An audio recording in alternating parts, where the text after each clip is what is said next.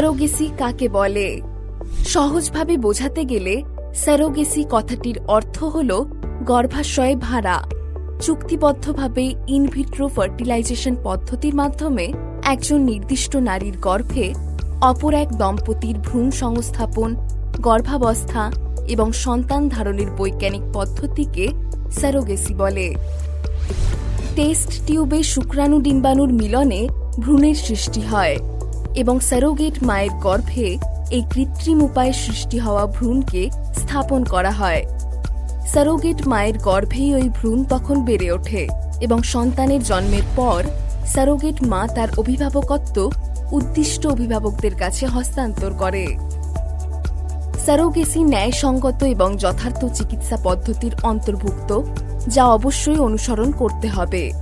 সুতরাং স্যারোগেসি শুরু করার আগে প্রক্রিয়াটি বোঝা এবং পেশাদার পরামর্শ নেওয়া অত্যন্ত গুরুত্বপূর্ণ। স্যারোগেসি পদ্ধতি কত ধরনের হতে পারে? স্যারোগেসি পদ্ধতি দুই ধরনের হতে পারে। প্রথাগত স্যারোগেসি।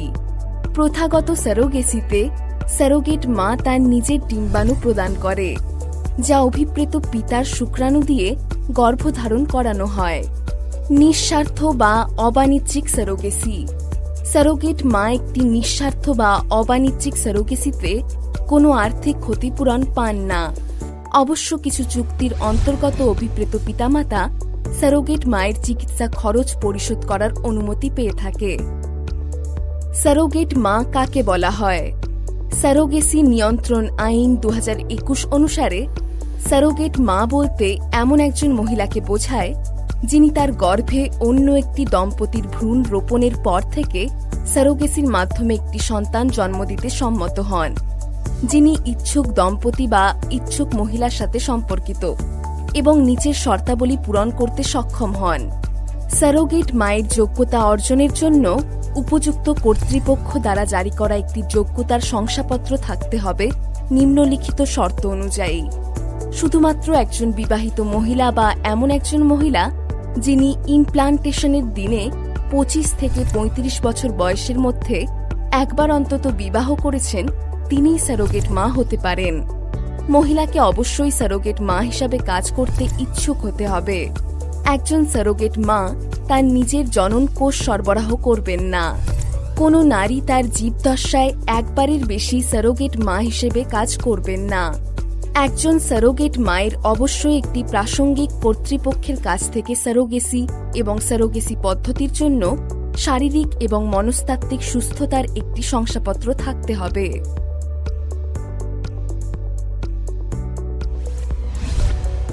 একুশ বছর এবং 18 বছরের বেশি বয়সের বৈধভাবে বিবাহিত ভারতীয় পুরুষ এবং মহিলার গর্ভকালীন স্যারোগেসির প্রয়োজনীয়তা রয়েছে এমন একটি শারীরিক কারণ সহ শুধুমাত্র তাদের সন্তানের জন্মের জন্য স্যারোগেসির সুবিধা পেতে পারেন।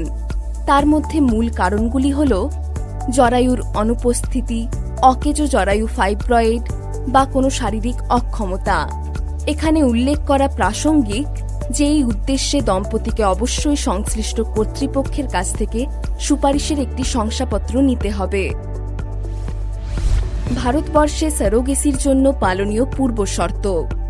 ভারতবর্ষে স্যারোগেসি সেই সব ক্ষেত্রে বৈধ যখন একজন ইচ্ছুক দম্পতির গর্ভকালীন স্যারোগেসি করার জন্য একটি বিশেষ মেডিকেল ইঙ্গিত থাকে, যখন এটি স্যারোগেসি শুধুমাত্র নিঃস্বার্থ মনোবৃত্তি নিয়ে করা হয়, যখন এটি কোনো বাণিজ্যিক উদ্দেশ্যে করা হয় না, যখন স্যারোগেসি ক্লিনিক প্রধান বা তার সমান পদাধিকারী একজন স্যারোগেসি চুক্তির দলিলপত্র নিয়ে সন্তুষ্ট হন, যখন ইচ্ছুক দম্পতির কাছে উপযুক্ত কর্তৃপক্ষ দ্বারা জারি করা এবং স্যারোগেসির অপরিহার্যতার উল্লেখ করা একটি শংসাপত্র থাকে।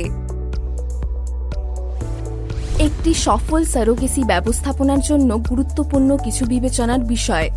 একটি সাধারণ স্যারোগেসি ব্যবস্থায় গুরুত্বপূর্ণ অবদান রাখতে পারে এমন বিষয়গুলি হল একটি বিশেষ স্যারোগেসি চুক্তির সাথে জড়িত সকল পক্ষের পূর্ণ শারীরিক সুস্বাস্থ্য এবং ইতিবাচক মানসিকতা, চুক্তি অন্তর্ভুক্ত সকল পক্ষের অভ্যন্তরীণ পরিষ্কার যোগাযোগ, চুক্তি অন্তর্ভুক্ত সকল পক্ষের মধ্যে স্যারোগেসি চুক্তি এবং চিকিৎসা প্রক্রিয়া সম্বন্ধে স্পষ্ট পারস্পরিক বোঝাপড়া। এর সাথে জড়িত সবাই নিজেদের সীমা জানেন এবং একে অপরের কাছে বাস্তবসম্মত প্রত্যাশা রাখেন।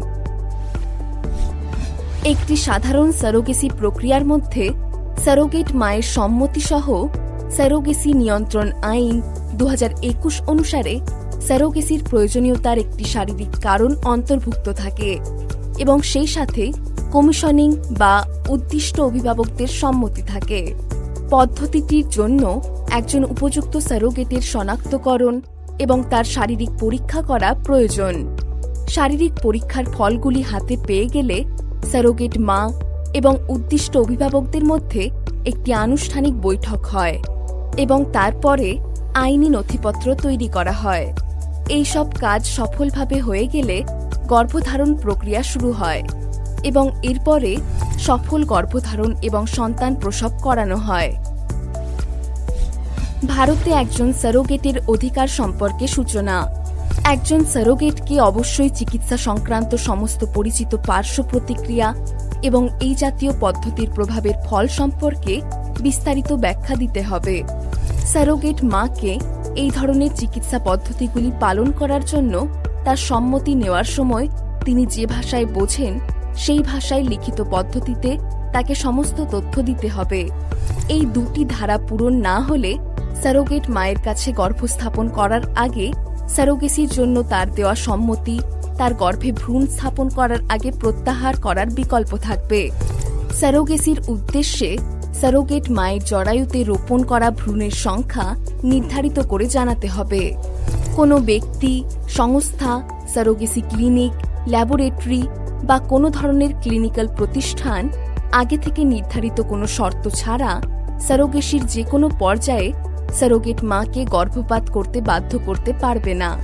উদ্দিষ্ট দম্পতি বা উদ্দিষ্ট মহিলা কোনো চিকিৎসাজনিত বা সামাজিক কারণে সারোগেসি পদ্ধতির মাধ্যমে জন্ম নেওয়া শিশুটিকে পরিত্যাগ করতে পারবেন না।